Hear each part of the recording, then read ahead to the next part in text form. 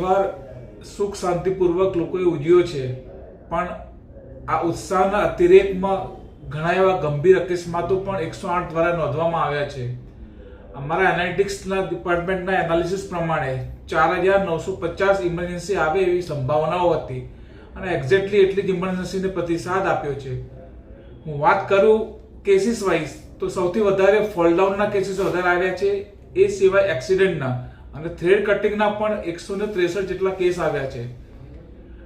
રોજની 400 થી 450 કેસીસ એક્સિડન્ટના આવતા હોય છે, જેમાં 3 ગણો વધારો એટલે કે 1100 થી 1200 કેસીસ એક્સિડન્ટના આવી ગયા છે. અને રોજની જે ટ્રોમા અને ફોલડાઉનના કેસીસ હોય છે એવા 350 જેટલા આવતા હોય છે, એમાં પણ 3 ગણા એટલે કે 1100 થી 1200 કેસીસ એ ટાઈપની ઇમરજન્સીસમાં આવેલા છે. આજે 15મી તારીખ છે અને આજે પણ વાસી ઉત્તરાયણનો દિવસ છે અને ગુજરાતની અંદર વાસી ઉત્તરાયણ પણ એ જ હર્ષોલ્લાસથી ઉજવવામાં આવે છે. તો આજે પણ 4500 જેટલી ઇમરજન્સી આવે એવી સંભાવનાઓ છે. તો હું આપના માધ્યમથી ગુજરાતની જનતાને અપીલ કરવા માંગુ છું કે આ શાંતિનો પર્વ છે, હર્ષોલ્લાસથી ઉજાવો, પણ ઉત્સાહના અતિરેકમાં આવી અને ગંભીર અકસ્માત ના કરો એવી અમારી અપીલ છે. ધન્યવાદ.